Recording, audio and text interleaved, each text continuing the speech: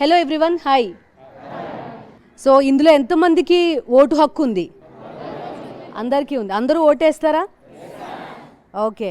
So first question ఏంటంటే, ఎందుకని చాలామంది ఓటేయడానికి ఇంట్రెస్ట్ చూపించట్లేదు? పర్టికులర్గా మీ నుంచి వచ్చే యంగ్స్టర్ నుంచి వచ్చే ఓటర్సే తక్కువ ఓటేస్తున్నారు. కారణాలు ఏంటి? పెరగాలంటే ఏం చేయాలి అనేది ఫస్ట్ క్వశ్చన్. ఎవరు చెప్తారు? మనకి ఓటు వేయడం వల్ల ఏంటి ప్రయోజనం అనుకుంటున్నారు కొంతమంది. దానివల్ల మనకి ప్రాఫిట్ ఉండదని ఇంకొంతమంది థింక్ చేస్తారు. టైమ్ ఆఫ్ వేస్ట్ అని ఇంకొంతమంది థింక్ చేస్తారు. బట్ మనం అవేర్నెస్ తీసుకొస్తే ప్రతి ఒక్క యంగ్స్టర్ అనేవాడు వేస్తాడనమాట. ఓకే. సో ఓట్ని అనేది పర్టికులర్ మేనర్లో యూస్ చేస్తే బెస్ట్ అని నా opinion. Okay, right. So urban voting అనేది రాను రాను తగ్గిపోతుంది. ఊర్లలో మీ అమ్మా నాన్న వాళ్ళందరూ ఓటేసే వాళ్ళందరూ 80%, 90% అలా ఓటేస్తున్నారు. వేరాజ్ సిటీస్లోకి వచ్చేసరికి 40% కూడా మించట్లేదు. కారణం ఏంటి? యూత్కి కానీ వీళ్ళందరికీ అవేర్నెస్ తెచ్చే ప్రోగ్రామ్స్ ఇస్తే ఖచ్చితంగా ఇస్తాం. ఓకే. సో మనది డెమోక్రటిక్ కంట్రీ కదా, మన లీడర్ని మనమే ఎలెక్ట్ చేసుకోవాలి. మనం అలా అటువంటి ఒక హక్కుని కోల్పోతున్నాం కదా. నువ్వేం చెప్తావు ఓటు వేయని వాళ్ళకి? As my point of view నేను చెప్పేది ఏమంటే, ఇది మన హక్కు మ్యామ్. అంటే ఒక లీడర్ని ఎంచుకోవడం మన హక్కు. ఒకవేళ మనం రాంగ్ పర్సన్ ఎంచుకుంటే అది మన మీదనే పడుతుంది. Okay, right. సో మీరు ఓటేసేటప్పుడు ఒక లీడర్లో ఎలాంటి క్వాలిటీస్ చూస్తారు? మనం జనం కోసం పని చేసే వాళ్ళు ఉండాలి మ్యామ్. ఓకే. గవర్నమెంట్ ఎకానమీని పెంచే వాళ్ళు కావాలి మ్యామ్. డెవలప్మెంట్ చూస్తాం మ్యామ్. పూర్ పీపుల్కి హెల్ప్ చేయాలని ఒక థాట్ వాళ్ళకు ఉంటే వాళ్ళు ఆటోమేటిక్గా డెవలప్ చేస్తారు. ఓకే. సో నీకు గవర్నమెంట్ స్కీమ్స్ ఏమన్నా వస్తాయా? ఏది వస్తుంది నీకు? విద్యా దీవెన.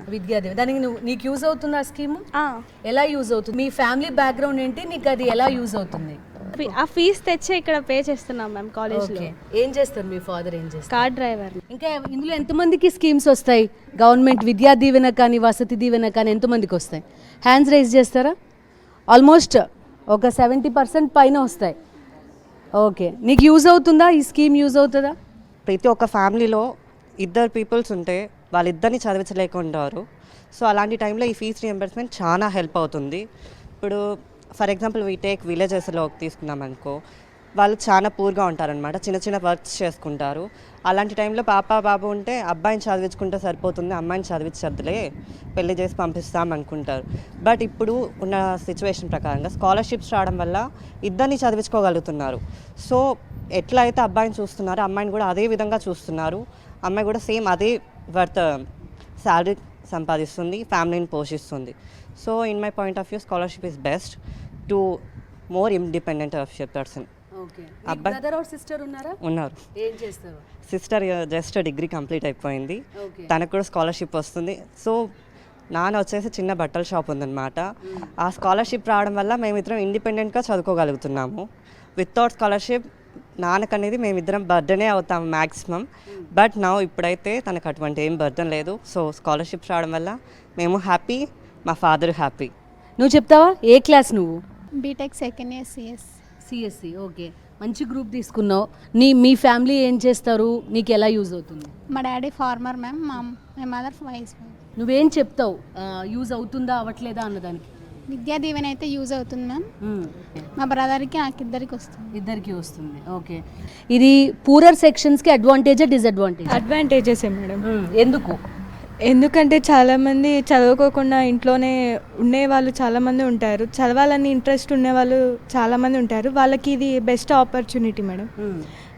వాళ్ళు చదువుకొని ఇతరులకి చదువు అందించడం వల్ల చాలా బెనిఫిట్స్ అనేది పొందుతారు మేడం. వాళ్ళు పొందుతారు, ఇచ్చే వాళ్ళకి కూడా పొందుతారు అనేది నా ఒపీనియన్.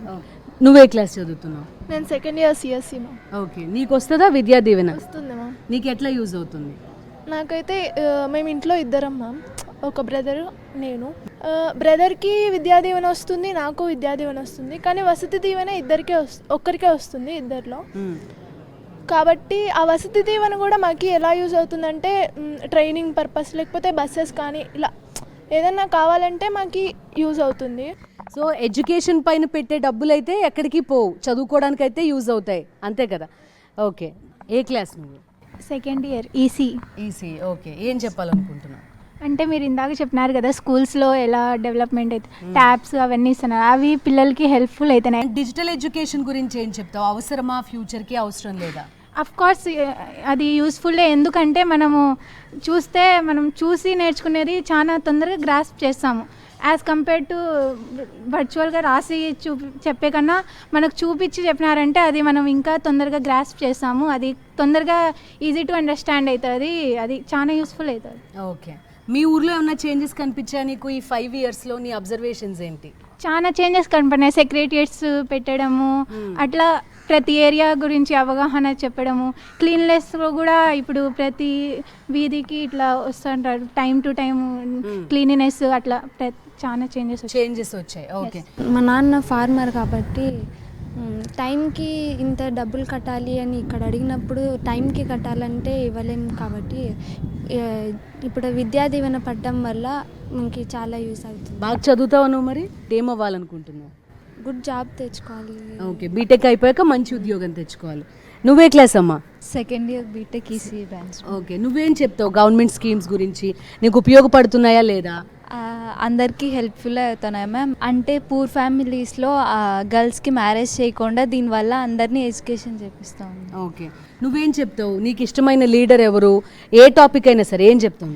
ఇప్పటి వరకు స్కూల్స్ మీద అందుకు ఇన్వెస్ట్ చేసేదైతే ఎక్కడికి పోదు, అదేమంటే వేస్ట్ ఆఫ్ మనీ ఏం కాదు, అందరు చదువుకుంటారు కాబట్టి 10 ఇయర్స్ అయినా.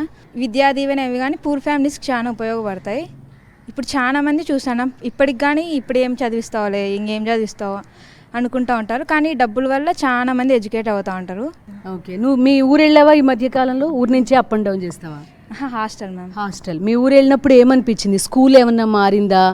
నీకు బ్రదర్ సిస్టర్ ఉంటే వాళ్ళు ఏం చెప్తున్నారు? చుట్టుపక్కల పిల్లలు ఏం చెప్తున్నారు? ఉన్నారు మ్యామ్, ఒక బ్రదర్ ఒక సిస్టర్. వాళ్ళకి కానీ అమ్మఒడి వస్తూ ఉంది, మాకైతే అది హెల్ప్ఫుల్ అవుతుంది మేడం. ముగ్గురిని చదివాలంటే ఇంట్లో ఎట్లయినా బర్త్డేనే ఒక్కరు వర్క్ చేస్తా, నాకు ఇట్లా విద్యా దీవెన అవి వస్తాయి కాబట్టి నాకు హెల్ప్ అవుతుంది, చెల్లికి తమ్ముడికి కానీ హెల్ప్ అవుతుంది. ఊరు వరకు అయితే స్కూల్స్ కానీ చాలా డెవలప్ అయినాయి. కొన్ని రోజులు స్కూల్స్ అంత ఎడ్యుకేషన్ సిస్టమ్ లేక గవర్నమెంట్ స్కూల్స్ చదివించేటోళ్ళు కాదు, ఈ ప్రైవేట్ స్కూల్స్కే చాలా మంది డబ్బులు ఉండేటోళ్ళు పంపించేటోళ్ళు, అవైలబుల్ లేటోళ్ళు అట్లే వర్క్ పంపించేటోళ్ళు. ఇప్పుడు వీటి వల్ల గుడ్ లెక్చరర్స్ అందరు వచ్చినారు కాబట్టి స్కూల్స్కి కానీ స్టూడెంట్స్ అందరినీ పంపిస్తాను. ఓకే, నువ్వేమవ్వాలనుకుంటున్నావు? Police ma'am. Great, right. నువ్వే క్లాస్ అమ్మా? నేను సెకండ్ బీటెక్ మ్యామ్. నీకేమనిపిస్తుంది చుట్టుపక్కల? నువ్వేం చెప్పాలనుకుంటున్నావు? ఓటింగ్ పర్సంటేజ్ దేని గురించైనా? ఇక్కడ కంపేర్ చేస్తే కర్ణాటకకి నేను ఉన్న స్టేట్ కంపేర్ చేస్తే ఈ స్టేట్లో చాలా మంది స్టూడెంట్స్ని ఎడ్యుకేషన్కి అవేర్నెస్ ఇస్తున్నారు మ్యామ్. ఇలాంటి వసతి దీవెన ఇవ్వడం వల్ల ఫీజెస్ బర్డెన్ తక్కువ అవుతుంది పేరెంట్స్ మీద, అది ఒకటి చూసాను మ్యామ్. కానీ అది ఎడ్యుకేషన్ కూడా ఏం తక్కువ చేయట్లేదు మ్యామ్. అంటే ఫీజెస్ తక్కువ ఉంటే ఎడ్యుకేషన్ తక్కువ ఉంటుంది అంటారు కదా, కానీ ఎడ్యుకేషన్ కూడా బాగుంటుంది మ్యామ్. ఫీజెస్ తక్కువ ఉన్నా కానీ ఎడ్యుకేషన్ లెవెల్ కూడా హైనే ఉంటుంది మ్యామ్. స్టాండర్డ్ బాగుంటుంది. Okay, okay. అబ్బాయిల నుంచి నీకు ఏమైనా స్కీమ్స్ వస్తాయా? జేవిడి వస్తుంది. నీకు ఎలా యూజ్ అవుతుంది? మీ ఫాదర్ ఏం చేస్తూ ఉంటారు? మా father auto driver madam. Okay, JVD అయితే బాగానే యూస్ఫుల్ ఉంది, ఎందుకంటే బర్డన్ లేకుండా 35,000 తెచ్చి ఇక్కడే కట్టచ్చు, అంతేకాకుండా బర్డన్ లేకుండా బాగా చూసుకోవచ్చు, ఈజీగా కట్టడానికి యూజ్ అవుతుంది.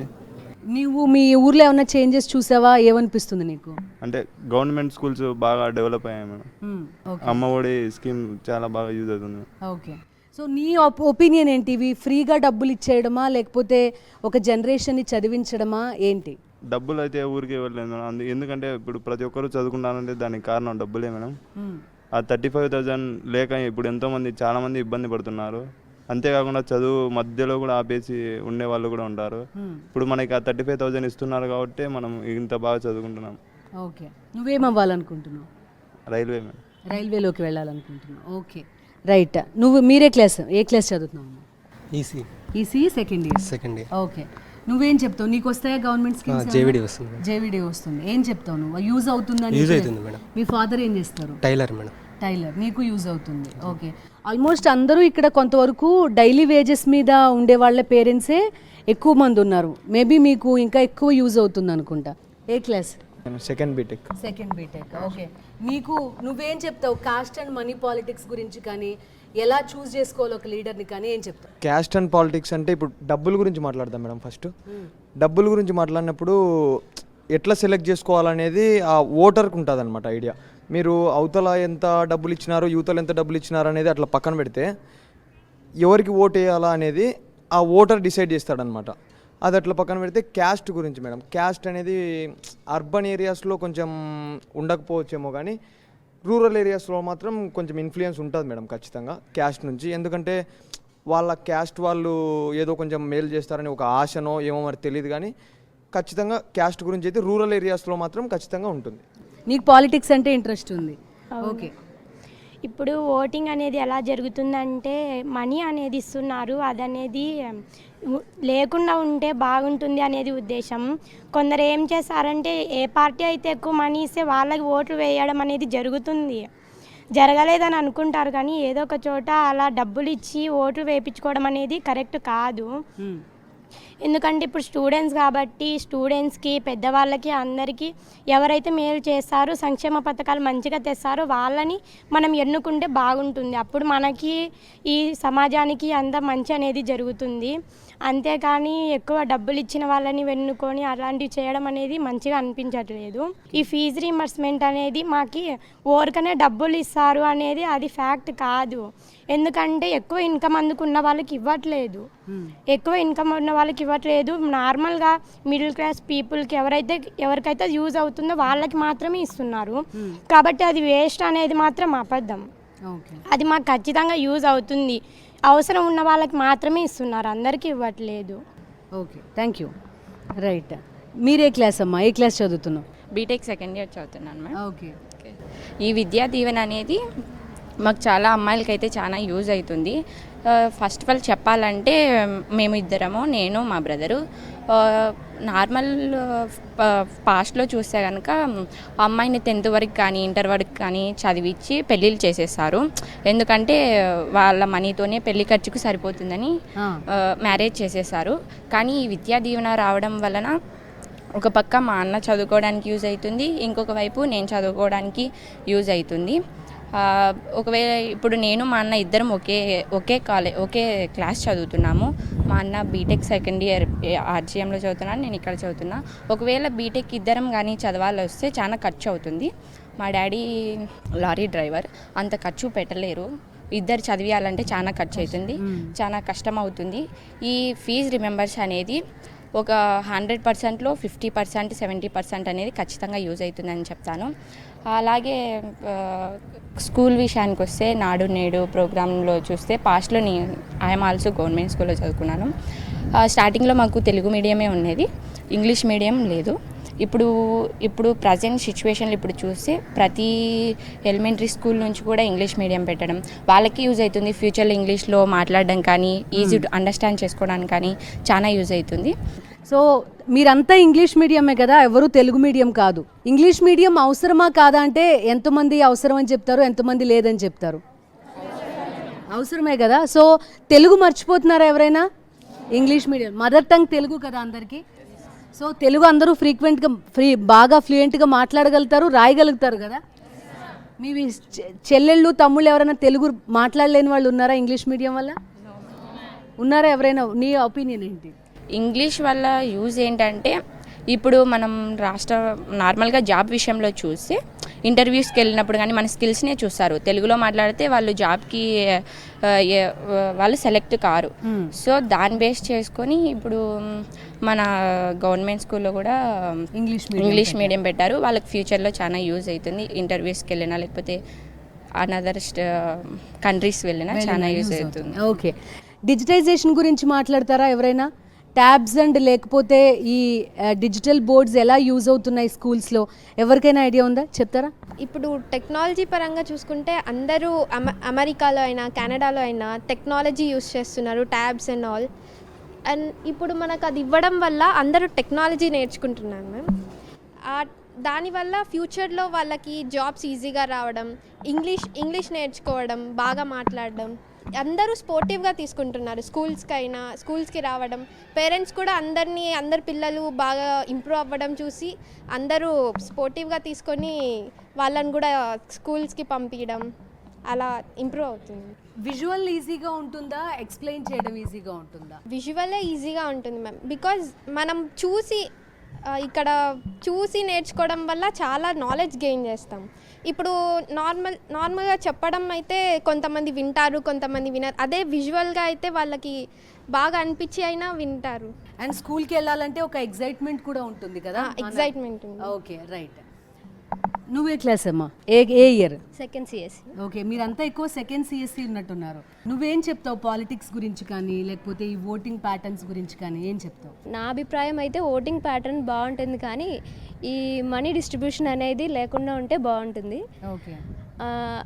ఇప్పుడు ఒక క్యాస్ట్ని బట్టి ఈ క్యాస్ట్ వాళ్ళు వీళ్ళకే ఓటు వేయాలి, ఈ ఇట్లా రిలీజియన్ ప్రకారంగా లేకోకుండా ఓటర్ ఎవరి హక్కు వాళ్ళు వినియోగించుకుంటే బాగుంటుంది. ఓకే. నీకేమన్నా గవర్నమెంట్ స్కీమ్స్ వస్తాయా? విద్యా దీవెన వస్తుంది. ఓకే, నీకు ఎలా యూస్ఫుల్ అది ఏం చెప్తావు? విద్యా దీవెన చాలా యూస్ఫుల్. నా ప్రకారంగా అయితే నాకు చాలా యూస్ అవుతుంది. అన్నకు వచ్చింది, తర్వాత నాకు కూడా వచ్చింది జేవిడి. Very useful. మీ పేరెంట్స్ ఏం చేస్తూ ఉంటారు? నాన్న లారీ డ్రైవర్, అమ్మ హౌస్ వైఫ్. ఓకే, సో అలా యూజ్ అవుతుంది. పేరెంట్స్కి బర్డన్లో లేకుండా ఇద్దరం ఫ్రీగా ఎడ్యుకేషన్ అనేది గెయిన్ చేసుకుంటున్నాం. రైట్. మీకు పాత జనరేషన్లో కానీ ఇప్పుడు కానీ లేకపోతే ఎవరైనా ఇష్టమైన లీడర్ ఉన్నారా? ఫస్ట్ గవర్నమెంట్ స్కూళ్ళల్లో ఫ్రీ ఫుడ్, యూనిఫామ్ ఇవన్నీ ఇంప్లిమెంట్ చేశారు కాబట్టి, అండ్ రాజశేఖర్ రెడ్డి గారు కూడా ఇష్టం. ఫస్ట్ ఆయననే ఈ ఫ్రీ స్కాలర్షిప్స్ ప్రొవైడ్ చేశారు కాబట్టి వాళ్ళంటే నాకు చాలా రెస్పెక్ట్. గ్రేట్. ఓకే, ఇంకా ఎవరైనా? నీకేంటి పాలిటిక్స్ పైన, సొసైటీ పైన నీకున్న అవగాహన ఏంటి? ఇది హాస్పిటల్లో ఆరోగ్యశ్రీ ఇస్తారు కదా, దానివల్ల మా అమ్మగారికి ఆరోగ్యం నయమైంది. ఇది 1 year అంతా ఆరోగ్యశ్రీ వల్ల హాస్పిటల్లో పే చేసాం మనీ. మా మమ్మీకి బాగా అయింది. సో ఫ్రీగా డబ్బులు ఖర్చు పెట్టక్కర్లేకుండా ట్రీట్మెంట్ అంతా జరిగింది. Yes ma'am. సో మీ నుంచి ఎవరైనా ఏం చెప్తారు? ఓటింగ్ ప్యాటర్న్, ఎడ్యుకేటెడ్ పీపుల్ పెరగాలంటే మంచి సజెషన్స్ ఇచ్చారు ఇక్కడ నుంచి. ఇంకేం చెప్తారు? నువ్వే క్లాస్ అమ్మ నుంచి ఒకసారి నువ్వేం చెప్తావు? నీకున్న అవగాహన ఏంటి పాలిటిక్స్ పైన, స్కీమ్స్ పైన ఏమంటావు? నేను పాలిటిక్స్ మీద అంత అవగాహన లేదు, కానీ ఈ స్కీమ్స్ పెట్టడం వల్ల చాలా యూజ్ అయితే ఉంది. చదువుకోవాలని పేపర్ కూడా ఈ మనీ వేయడం వల్ల చదువుకోగలుగుతున్నారు అందరూ కూడా. ఇంట్లో 2-3 మెంబర్స్ ఉన్నప్పుడు అందరూ చదువుకోలేరు, సో వాళ్ళకున్న ప్రాబ్లమ్స్ వల్ల చదువుకోలేరు. సో ఈ మనీ వేయడం వల్ల అనేది వాళ్ళకు కొద్దిగా హెల్ప్ అవుతుంది. సో ఇంట్లో అందరూ చదువుకోగలుగుతున్నారు, చాలా బెనిఫిట్స్ కూడా వస్తుంది. Okay, great. ఏ క్లాస్ అమ్మా? ECE ma'am. ECE second year. Second year. Okay, ఏం చెప్తావు? నువ్వేం చెప్తావు? నువ్వు లీడర్స్లో ఏ క్వాలిటీస్ చూస్తావు? ఓటేయాలంటే ఏ క్వాలిటీస్ ఉండాలి? మనం ఓటు వేసేదానికి మనం ఆలోచిస్తున్నారు ఇప్పుడు చాలామంది. ఎందుకంటే మనకు ఇప్పుడు ఎన్నుకునే నాయకుడు వల్ల మనకు ఉపయోగం ఉందా లేదా అని వాళ్ళకు తెలియడం లేదు. ఆ నాయకుడు ఆ నియోజకవర్గంలో నిలబడి ఎన్నికైన తర్వాత మనకు ఆ నాయకుడితో ఏమవసరం ఉందిలే అని చాలామంది అనుకుంటారు. చదువుకున్న వాళ్ళు ఎందుకు ఓటు వేయలేదంటే ఆ నాయకుల వల్ల వాళ్ళకు ఏం జరగలేదు, మాకు ఉద్యోగాలు లేవు, మాకు సరైన వసతులు కల్పించడం లేదు, మన గ్రామ ప్రాంతం అభివృద్ధి కాలేదు, మనం ఇక్కడ ఉన్నాం, ఒకవేళ మనకు ఉద్యోగాలు వచ్చినా మనం సిటీలలోకి వెళ్తాం అని వాళ్ళు చాలామంది అలా ఓటు వేయడం. నువ్వేం చెప్తావు? యూజ్ అవుతుందా నీకు లేదా?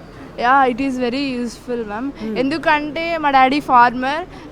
ఒకవేళ విద్యా దీవెన రాకుంటే మేబీ నేను డిగ్రీ చదివేదాన్నేమో. ఈ విద్యా దీవెన రావడం వల్ల నేను నా గోల్ బీటెక్ చదవాలని కూడా చదువుతున్నాను. ఓకే. అంటే మా ఫార్మర్ కాబట్టి మా డాడీ ఇన్కమ్ తక్కువ ఉంటుంది, సో ఫ్యామిలీ చాలా హెల్ప్ అవుతుంది. ఓకే. అండ్ డిజిటైజేషన్ గురించి ఏం చెప్తావు నువ్వు?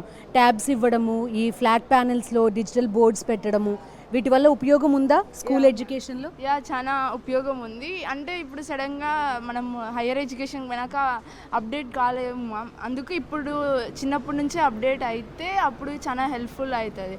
ఇప్పుడు కూడా కొందరికి అలాంటివి ప్యాడ్స్ లేవు ఫోన్స్, అందుకు వాళ్ళకి చాలా హెల్ప్ అవుతుంది, పూర్ పీపుల్స్. అందుకు రైట్. మీరు ఇంకా ఎవరు మాట్లాడతారు? ఏ క్వాలిటీస్ చూస్తారు లీడర్స్లో మీరు? What is government?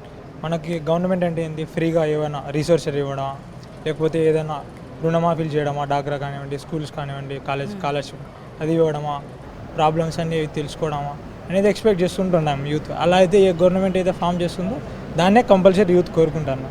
ఆ రకంగా గవర్నమెంట్ ఐడియా చేసి అంతా డెవలప్ చేయడం కానివ్వండి, ఏదైనా కానివ్వండి, రుణాలు ఇవ్వడం అలా చేస్తే కానీ అప్పుడు కానీ గవర్నమెంట్లో ఏదైనా పీపుల్స్లో కూడా చేంజ్ రావడం వాళ్ళు ముందుకు వచ్చి గవర్నమెంట్ ఇలా చేసింది, ఇలా అప్డేట్ అయింది అనే రకంగా వచ్చి మనకి ఎంతవరకు నమ్మకం ఇవ్వగలుగుతుందో అంతవరకు పీపుల్స్ ఆల్మోస్ట్ వచ్చి ఓటు వేయగలుగుతారు.